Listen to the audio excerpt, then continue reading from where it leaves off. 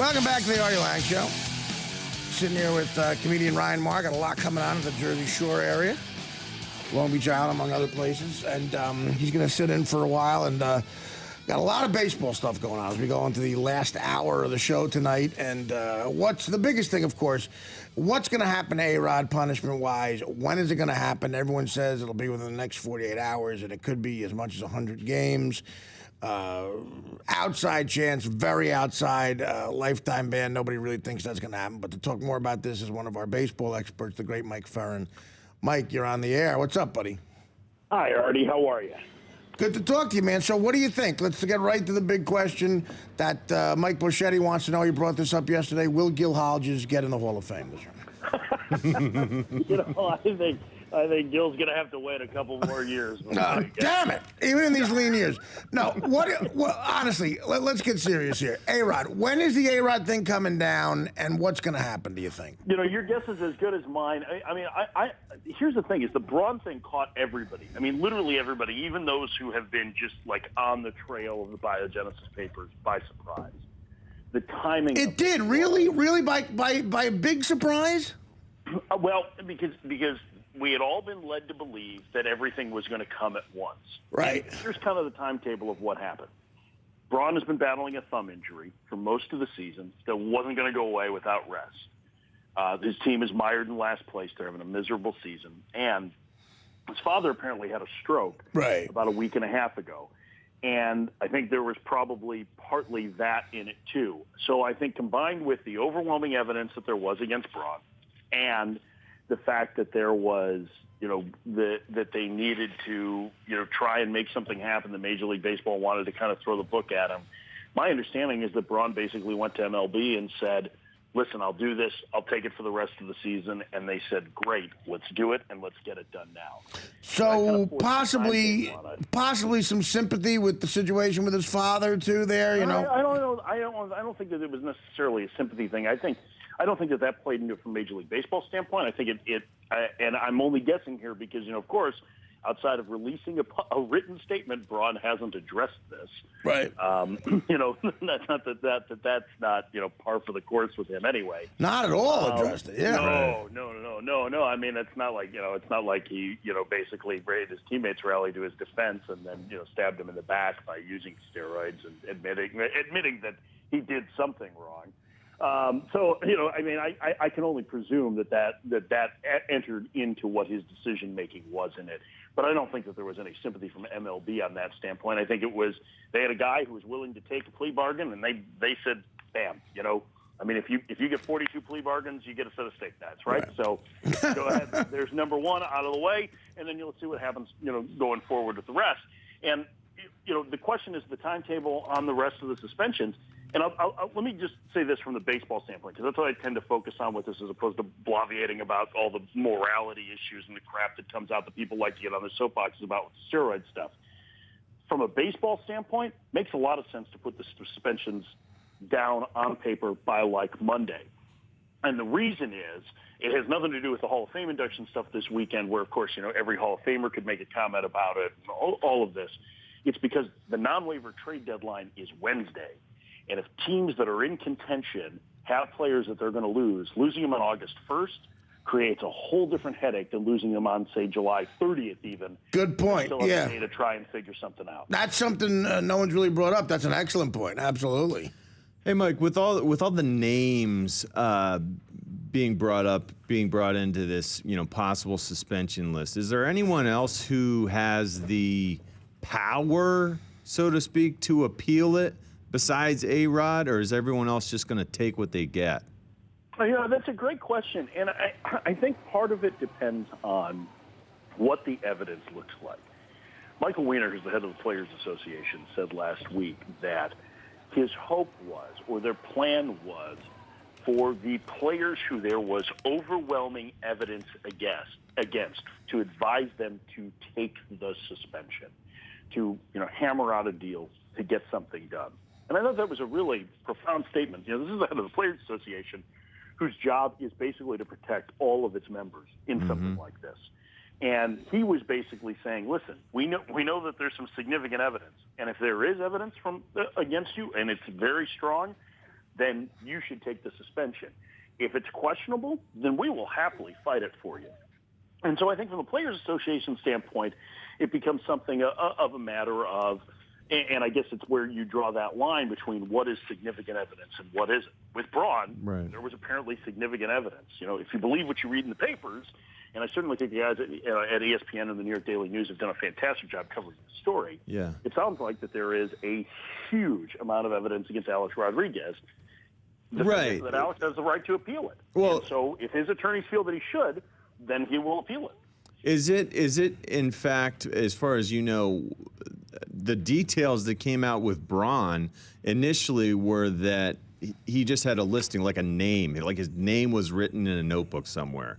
But now I'm hearing just one sentence, like literally one sentence. But then I heard now it's coming out that he was taking like these gummies that he could chew on that would just give him a baseline. Braun. Yeah, Braun. Yeah. He was taking special gummies and more is coming out now. I mean, gummies. What? Right? Like they were. No, I know. Well, A-Rod's the one with A-Rod's the one with the 19 different drugs. So. Yeah, and then I heard that A-Rod. What's that? I can get these at Costco, can I? Yeah. Gummies you can get at the movie HGH testosterone-laced gummies. No, but I heard so little with Braun, and now it's this outpouring of detail. With A-Rod, I heard preliminarily that there were 19 different drugs listed next to his name. Who knows? Do you know any more about what else could be there? No, I don't. And I think, I mean, mainly because I haven't been, one of the investigative guys on this story. But I think it's from the standpoint of what the public knows, I think it's important to remember what we have is just a small parcel of the evidence that Major League Baseball has been working to obtain. Right. Because what we're going on is mostly the stuff that was in the Miami New Times story and what was in the Yahoo reports. When all of these pieces of evidence were turned over by whoever the whistleblowers were that were owed money by Tony Bosch, who felt like this was a good way to get back at him, and whoever still had the money, or whoever could get them some money. And what Major League Baseball has done is they've actually paid Tony Bosch for his testimony. Right. They've talked to whistleblowers. They've talked to several of the former employees. They've talked to players who were implicated. Who knows who ratted out who in such a situation? I mean, this isn't. We're not talking about hardened criminals here. I have a feeling that there's probably a high snitch rate if it means protecting your career. Yeah, sure, right. Oh, definitely. So I think that what we know and what we've known publicly is a very, very small drop of the information that Major League Baseball has. And my guess is that, first of all, this is the thing that's most incredible to me, is when have you ever heard of a private organization, regardless of what it is, whether it's a sports league or what, going to these lengths to try and ensure that something gets done? I mean, they've basically created their own investigative team and basically been running like a police investigation. Well, they've been willing to get down in the muck and pay drug dealers to give them information to make sure that they bust these. They're basically, what they're saying is they've had enough. They're going to clean up America's national pastime. Enough crap, and they're going to go to whatever lengths they have to do it, and they're drawing a line in the sand. I mean, I think that's what they're doing, and I think it's starting to finally scare people like the Players Union and people like A-Rod who always had them in their corner. Finally, those people are scared. The Marvin Millers of the world are dead, and they're like, no, we're cleaning this up. We want kids to look up to people again, and we want the players that are clean to have careers where they don't have to look over their shoulders, that are questioned. So they're going nuts, and I think it's just the beginning. And players like A-Rod and Braun are in trouble, No, and I agree, and I think but I think it even goes deeper than that, Artie. And I think it's that this is a lot of this push is from the players themselves. I don't think it's any coincidence that you have seen this. The clean players. Exactly. Right, the clean players, them continue to push for stronger testing because they see it as an issue because you know what? The clean guys are tired of having to answer questions. Let me use the Chris Davis story. Is a great story, right? If Chris Davis had happened in 1975, we would be talking about what kind of a great story is. We wouldn't even think twice about anything else. But he's getting asked questions by high school kids on Twitter are you using steroids, And this is a guy that from a scouting perspective always had, they rate things on a 20-80 scale, right? And 80 is elite. He always was seen as a guy who had 80 raw power. I mean, that's a guy with 40 home run potential. He's a guy who hit 33 home runs last year. It wasn't like this is, out of nowhere where the power came from. He already had his kind of breakout season. And he's got 37 at the All-Star break, which only Reggie has done. And you start to hear this stuff, and all of a sudden everybody says, well, he's got to be juicing. And maybe he's just good. Baseball history is filled with guys that as they got to 26 and 27 got to be good. And I think for the Chris Davises of the world, I think it's important for those players and in their mind to ensure to people to try and regain their trust. And it's not going to be easy necessarily, but you're right. Every one of these steps is a step in the right direction for that. Yeah, that's interesting. Moving on, I'd like to ask you one more thing, moving past the scandal. Being in New York, everyone's talking about Alfonso Soriano being a done deal coming to the Yankees. What's your take on that? Is Cashman looking at maybe Michael Young from the Phillies or Mark Reynolds from the Indians instead? Those are interesting names. I think, from the Soriano standpoint, we talked to Jed Hoyer, the GM of the Cubs today. He said when he woke up and read that in the paper, he goes, well, that's news to me. So I don't think anything is particularly close in that regard. Yeah. I think that there certainly is some money that needs to be figured out. I know one of the Yankees advanced scouts, Tim Naring, is in Arizona. He's watching. In fact, I just saw him on TV. They just showed him while I was watching the Diamondbacks and Cubs game tonight.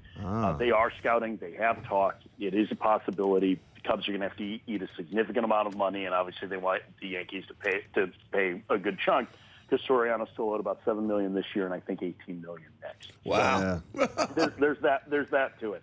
As for the other names, here's the thing: Michael Young's name's come up in a lot in trade rumors, and the thing is that the Phillies, unless they lost tonight to the Cardinals, let's say they get swept in St. Louis, and they lose 2 out of 3 this weekend, then they might sell. Then they might move a guy like Young. But if they win the next 3 games and they're right around 500. They're probably going to stand pat, and they might add. So you might take Young out of that. For the Indians, they're not getting a whole lot of production out of Reynolds after the month of August or of April this year. He had a great April, and he's really struggled since then. But the Indians are like 2.5 games behind the Tigers, and it doesn't make any sense for them to move a player off their major league roster unless they were going to move it for a guy like Phil Hughes because they need starting pitching help. And rarely do you see teams that are in contention swap players that are going to, that are on their major league roster. They don't necessarily want to give up that depth. They don't want to necessarily give up contributors. I think that could be an interesting trade for both sides, but it seems unlikely that would happen. So the Yankees, best bet in that mix is probably Soriano. But I'll tell you what, Soriano's not a particularly good left fielder. He still hits for power, but he can't get on base. And Yankee Stadium ain't Wrigley Field when it comes to what it does for right-handed power hitters. It's just not as good a place to hit. Mike, moving on again to one other quick subject, and I'll leave you with this. Are you a guy who votes 2 names in particular, especially with how lean the classes are of who gets into the Hall of Fame these days? I think there's one writer getting in, No. He's the only living guy. Seriously, I'm going up there on Thursday for the Ghost Town induction ceremony. Based on that, especially in these times, do you vote? Are you a guy, yes or no, to 2 guys, Jack Morris and Biggio? I am not a Jack Morris guy. We talked about that last week. Yeah. I certainly hear the arguments for him, but I think some of it is a little bit of revisionist history after the fact that comes about from him pitching one of the greatest postseason games of all time. Well, what about, and I go back to that conversation, Robert Wool was here, made a great point. Against the high ERA thing, he pitched, in an era, in the American League, the DH, and those are tough times. I get what you're saying, but that to me, Another thing in his Robert and I actually got into that on the air about it a couple of weeks ago, and he tried to use the old pitching to the score argument with Jack Morris, which has been completely disproven, despite the fact that Jack has bought into it. I've never heard of a single pitcher other than Jack Morris who said, well, I gave up runs here just so we could get the game over faster, right. And there's no proof in it. And I think Robert makes a valid point in terms of where the earned run average is for players in the DH era and how few of them have gotten in as starting pitchers or where it stands. But I think that's going to change, too, when you see, Pedro Martinez in the mix. And certainly Pedro didn't spend his entire career in the American League, but he spent a good portion of it. And I think it can kind of get, you have to go back into the 70s to start finding guys who spent their entire career in the American League who've gotten in, and because the ERAs were higher in the DH era. But I think it's a little bit overstated in Jack's case, although I do think it is a very compelling argument. As for Biggio, he has a lot of the counting stats that you look for, right? He's a 3,000 hit guy. He was a premier leadoff hitter. He showed power, multiple All-Star teams, multiple Gold Glove awards. And I think when you consider him at the positions that he played, which are basically catcher, second base, and center field, he holds up very well in the Hall of Fame argument. And I would have voted for Biggio last year, and I was a little bit disappointed that he didn't get in, just from a standpoint of, again, you're talking about the Hall of Fame election this year, and we're talking about Paul Hagen, who's one of the nicest men on the planet from the Philadelphia Daily News, who's getting into the Hall of Fame, who's alive, and that's it. Mike, that's it. And that's, I think, the big problem. Yeah, I know. We got to go real quick, Mike. Just off the top of your head, your favorite Usher song. What is your favorite? What is your favorite Usher song, Mike? I love them all so much, Artie. I don't think I've ever listened to an Usher song. Do you have any idea how unhip it is? I just got ripped the other day. Well, I think it's more racist than unhip.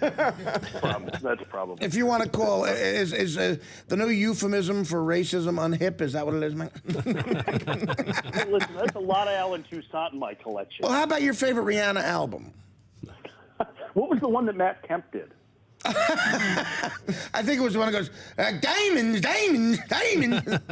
All right, brother. I love you, Ferrin, all the time. And vote for Jack Morris, right? Stop being a scumbag. Hey, man, I don't even have a vote. Nobody cares what I do. All right. Come back anytime, brother. We love you. All right. Take care, guys. The great Mike Ferrin will be back with the Artie Lange Show. More Ryan Braun. A lot of fun. Finish out the hour in the show after these words.